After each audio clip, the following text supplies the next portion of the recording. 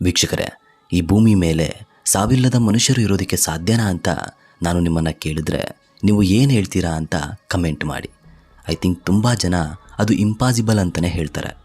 ಆದರೆ ಹಿಂದೂ ಪುರಾಣಗಳ ಬಗ್ಗೆ ತಿಳ್ಕೊಂಡ್ರೆ ಸಾವಿಲ್ಲದ ಚಿರಂಜೀವಿಗಳು ಕೂಡ ತುಂಬ ಜನ ಇದ್ದಾರೆ. ಅವರೆಲ್ಲ ಪುಣ್ಯದ ಕೆಲಸಗಳನ್ನು ಮಾಡಿದ್ದಾರೆ. ಆದರೆ ಅಶ್ವತ್ಥಾಮ ಮಾತ್ರವೇ ತಾನು ಮಾಡಿದ ಶಿಕ್ಷೆಗಾಗಿ ಚಿರಂಜೀವಿಯಾಗಿದ್ದಾನೆ. ಅರೆ, ಅಶ್ವತ್ಥಾಮ ಚಿರಂಜೀವಿ ಆಗಿದ್ದಾರೆ ಅಂದರೆ ಅದು ವರ ತಾನೆ.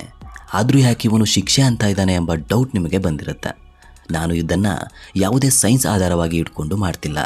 ಹಿಂದೂ ಪುರಾಣಗಳನ್ನು ಮತ್ತು ಸಾಮಾನ್ಯ ಮಾನವರು ನಂಬುತ್ತಿರುವಂತಹ ಅಶ್ವತ್ಥಾಮನ ಕಥೆಯನ್ನು ತಿಳಿಸುವ ಸಣ್ಣ ಪ್ರಯತ್ನ ಇದು. ಅಷ್ಟೇ ಅಲ್ಲದೆ ಉತ್ತರ ಪ್ರದೇಶದಲ್ಲಿ ಇರುವಂತಹ ಒಂದು ಶಿವನ ದೇವಸ್ಥಾನಕ್ಕೆ ಈಗಲೂ ಕೂಡ ಅಶ್ವತ್ಥಾಮನು ಪ್ರತಿದಿನ ರಾತ್ರಿ ಬಂದು ಪೂಜೆ ಮಾಡಿ ಹೋಗ್ತಾನೆ ಎಂಬ ಸುದ್ದಿ ಕೂಡ ಜನರಲ್ಲಿ ಇದೆ. ಇನ್ನೂ ಕೆಲವು ಜನರು ನಾವು ಅಶ್ವತ್ಥಾಮನನ್ನು ನೋಡಿದ್ದೀವಿ ಅಂತಲೂ ಕೂಡ ಹೇಳ್ತಾರೆ. ವೀಕ್ಷಕರೇ, ಅಶ್ವತ್ಥಾಮ ಏನು ಸಾಮಾನ್ಯ ಮಾನವನಲ್ಲ. ದ್ರೋಣಾಚಾರ್ಯರು ತಪಸ್ಸನ್ನು ಮಾಡಿ ಶಿವನ ಬಳಿ ಹೀಗೆ ಹೋಗಿ ಒಬ್ಬ ಮಗ ಬೇಕು ಅಂತ ಕೇಳ್ತಾರೆ. ಅದೇ ರೀತಿ ಶಿವನ ವರದಿಂದ ದ್ರೋಣಾಚಾರ್ಯರಿಗೆ ಒಬ್ಬ ಮಗ ಜನಿಸ್ತಾನೆ. ಅಶ್ವತ್ಥಾಮ ಹುಟ್ಟುವಾಗಲೇ ತಲೆ ಮೇಲೆ ಮಣಿಯಿಂದ ಹುಟ್ಟುತ್ತಾನೆ. ಈ ಮಣಿಯಿಂದ ಅಶ್ವತ್ಥಾಮ ಯಾವ ಪ್ರಾಣಿಯನ್ನಾದರೂ ಕೂಡ ನಿಯಂತ್ರಿಸಬಲ್ಲ. ಹಾಗೂ ದಾಹ ಮತ್ತು ಹಸಿವು ಅನ್ನೋದೇ ಆತನಿಗೆ ಆಗೋದಿಲ್ಲ. ಈತ ಕುರುಕ್ಷೇತ್ರ ಯುದ್ಧದಲ್ಲಿ ಅರ್ಜುನನನ್ನು ಎದುರಿಸಿ ಯುದ್ಧ ಮಾಡಿದಂತಹ ವೀರ ಯೋಧ. ನಿಜವಾಗ್ಲೂ ಅಶ್ವತ್ಥಾಮ ಈಗಲೂ ಕೂಡ ಜೀವಂತವಾಗಿದ್ದಾನ ಎಂಬ ಕಥೆಯನ್ನು ಈ ವಿಡಿಯೋದಲ್ಲಿ ನಿಮಗೆ ತಿಳಿಸ್ತಾ ಹೋಗ್ತೀನಿ. ಕೊನೆವರೆಗೂ ನೋಡಿ. ವೀಕ್ಷಕರೇ, ನಮ್ಮ ಪ್ರಯತ್ನ ಹಿಂದೂಗಳಿಗೆ ಹಾಗೂ ಹಿಂದೂ ಧರ್ಮದ ಬಗ್ಗೆ ಅರಿವನ್ನು ಮೂಡಿಸೋದು. ನೀವು ಕೂಡ ಒಂದು ಲೈಕಿಂದ ಈ ವಿಡಿಯೋ ಹೆಚ್ಚು ಜನರಿಗೆ ತಲುಪುತ್ತದೆ.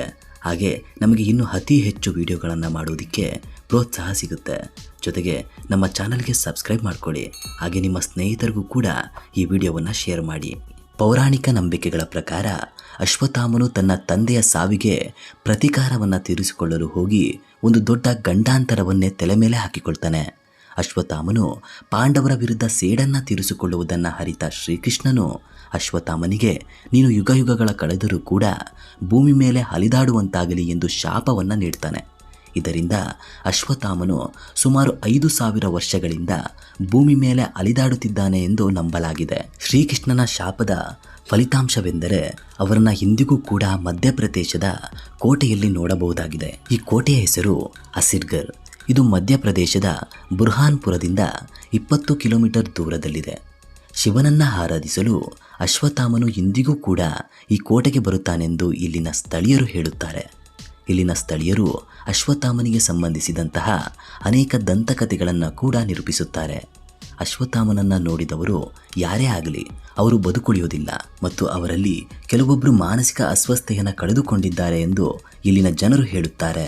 ಅಶ್ವತ್ಥಾಮನು ಶಿವನನ್ನು ಆರಾಧಿಸುವ ಮೊದಲು ಕೋಟೆಯಲ್ಲಿರುವ ಸರೋವರದಲ್ಲಿ ಸ್ನಾನ ಮಾಡುತ್ತಾನೆ ಎಂದು ಹೇಳಲಾಗುತ್ತೆ. ಅಷ್ಟೂ ಅಲ್ಲದೆ ಜಬಲ್ಪುರದಲ್ಲೂ ಕೂಡ ನರ್ಮದಾ ನದಿಯ ಗೌರಿಘಾಟ್ನ ದಡದಲ್ಲಿ ಅಶ್ವತ್ಥಾಮನು ಅಲೆದಾಡುತ್ತಿರುವುದನ್ನು ಸಾಕಷ್ಟು ಜನ ನೋಡಿದ್ದಾರೆಂದು ಕೂಡ ಹೇಳಲಾಗಿದೆ. ಅಶ್ವತ್ಥಾಮನು ಗೌರಿಘಾಟ್ನ ನದಿಯ ದಂಡೆಯ ಮೇಲೆ ಅಲೆದಾಡುವಾಗ ಕೆಲವೊಮ್ಮೆ ಗಾಯವನ್ನು ಮಾಡಿಕೊಂಡು ಗಾಯದಿಂದ ಹರಿಯುತ್ತಿರುವಂತಹ ರಕ್ತವನ್ನು ನಿಯಂತ್ರಿಸಲು ಸ್ಥಳೀಯರಲ್ಲಿ ಅರಿಶಿಣ ಮತ್ತು ಎಣ್ಣೆಯನ್ನು ಕೇಳುತ್ತಾನೆಂದು ಹೇಳಲಾಗಿದೆ. ಆದರೆ ಈ ವಿಷಯಕ್ಕೆ ಸಂಬಂಧಿಸಿದಂತೆ ಇದು ಎಷ್ಟರ ಮಟ್ಟಿಗೆ ಸತ್ಯ, ಎಷ್ಟರ ಮಟ್ಟಿಗೆ ಸುಳ್ಳು ಎನ್ನುವುದಕ್ಕೆ ಇಲ್ಲಿವರೆಗೆ ಯಾವುದೇ ಪುರಾವೆಗಳಿಲ್ಲ. ಆದರೆ ಇಲ್ಲಿನ ಸ್ಥಳೀಯರು ಇದು ಬಹಳ ಸಮಯದಿಂದ ನಡೆದುಕೊಂಡು ಬಂದಿದೆ ಎಂದು ಹೇಳುತ್ತಾರೆ. ವೀಕ್ಷಕರೇ, ಅಶ್ವತ್ಥಾಮ ಮಾಡಿದ ತಪ್ಪು ಏನು ಅಂತ ನೋಡೋದಾದರೆ, ಅಶ್ವತ್ಥಾಮ ತನ್ನ ತಂದೆ ಗುರು ದ್ರೋಣನ ಸಾವಿಗೆ ಪ್ರತೀಕಾರವನ್ನು ತೀರಿಸಿಕೊಳ್ಳಲು ಮುಂದಾಗ್ತಾನೆ. ಮಹಾಭಾರತ ಯುದ್ಧ ಮುಗಿದ ನಂತರ ಅಭಿಮನ್ಯು ಮತ್ತು ಉತ್ತರ ದಂಪತಿಗಳ ಮಗುವನ್ನು ಕೊಲ್ಲಲು ಬ್ರಹ್ಮಾಸ್ತ್ರವನ್ನು ಬಳಸುತ್ತಾನೆ. ಅದಾಗಲೇ ತುಂಬು ಗರ್ಭಿಣಿಯಾಗಿದ್ದ ಉತ್ತರಳ ಮೇಲೆ ಬ್ರಹ್ಮಾಸ್ತ್ರವನ್ನು ಉಪಯೋಗಿಸುತ್ತಾನೆ. ಇದರಿಂದಾಗಿ ಉತ್ತರಳ ಸ್ಥಳದಲ್ಲೇ ಸಾವನ್ನಪ್ಪುತ್ತಾಳೆ. ಇದಕ್ಕೆ ಶ್ರೀಕೃಷ್ಣನು ತಪ್ಪು ಮಾಡದ ಜೀವವನ್ನು ಬಲಿ ತೆಗೆದುಕೊಂಡೆ ಎಂದು ಅಶ್ವತ್ಥಾಮನ ಮೇಲೆ ಕೋಪಗೊಳ್ಳುತ್ತಾನೆ. ಶ್ರೀಕೃಷ್ಣನು ಕೋಪಗೊಂಡ ನಂತರ ಅಶ್ವತ್ಥಾಮನಿಗೆ ಶಾಪವನ್ನು ನೀಡುತ್ತಾನೆ. ಇನ್ನು ಪ್ರಪಂಚವನ್ನೇ ಕಾಣದ ಗರ್ಭದಲ್ಲಿರುವ ಮಗುವನ್ನು ಕೊಂದ ಕಾರಣ ಅಶ್ವತ್ಥಾಮನು ಮಾಡಿದ ಪಾಪ ಅತ್ಯಂತ ಘೋರ ಪಾಪವೆಂದು ಪರಿಗಣಿಸಿದ. ಆದ್ದರಿಂದ ಅಶ್ವತ್ಥಾಮನ ತಲೆ ಮೇಲಿದ್ದಂತಹ ಚಿಂತಾಮಣಿ ರತ್ನವನ್ನು ಕಿತ್ತು ಹಾಕಿ ಆತನಿಗೆ ಶಾಪವನ್ನು ನೀಡುತ್ತಾನೆ. ನೀನು ಜನ್ಮವನ್ನು ಮಾತ್ರ ನೋಡಿದ್ದೀಯಾ, ಆದರೆ ಇನ್ನು ಸಾವನ್ನು ನೋಡಿಲ್ಲ. ಇನ್ನು ಮುಂದೆ ಅದನ್ನು ಕೂಡ ನೋಡಲು ಸಾಧ್ಯವಿಲ್ಲ. ಜಗತ್ತು ಇರುವವರೆಗೂ ಕೂಡ ನೀನು ಜೀವಂತವಾಗಿರಬೇಕು. ಹಾಗೂ ಎಲ್ಲ ಕಷ್ಟಗಳನ್ನು ನೀನು ಅನುಭವಿಸಬೇಕೆಂದು ಶಾಪವನ್ನು ನೀಡುತ್ತಾನೆ.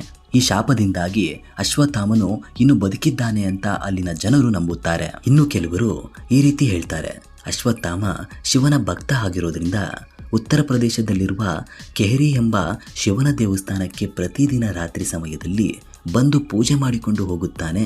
ಆ ಟೈಮಲ್ಲಿ ಅಶ್ವತ್ಥಾಮನು ಓಡಾಡುವುದನ್ನು ಕಣ್ಣಾರೆ ನೋಡಿದ್ದೀವಿ ಅಂತ ಕೆಲವರು ಕೂಡ ಹೇಳ್ತಾರೆ.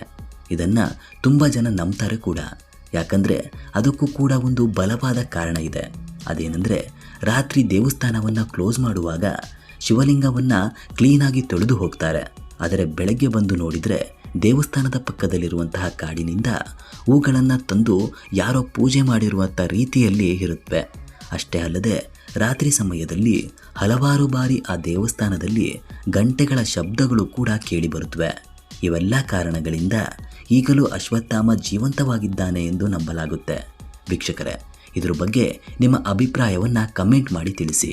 ಈ ವಿಡಿಯೋದಲ್ಲಿ ಹೇಳಿದ ಪ್ರತಿಯೊಂದು ಘಟನೆಗಳು ಕೂಡ ನಮ್ಮ ಕಾಲ್ಪನಿಕ ಅಲ್ಲ. ಇದೆಲ್ಲ ನಮ್ಮ ಪುರಾಣಗಳು ಮತ್ತು ಜನರ ನಂಬಿಕೆಗಳನ್ನು ಆಧಾರವಾಗಿ ಇಟ್ಕೊಂಡು ಹೇಳಿದ್ದೀವಿ. ಮತ್ತೊಂದು ಇಂಟ್ರೆಸ್ಟಿಂಗ್ ವಿಡಿಯೋ ಜೊತೆಲಿ ಮತ್ತೆ ಸಿಗ್ತೀವಿ. ನಮಸ್ಕಾರ ವೀಕ್ಷಕರೇ.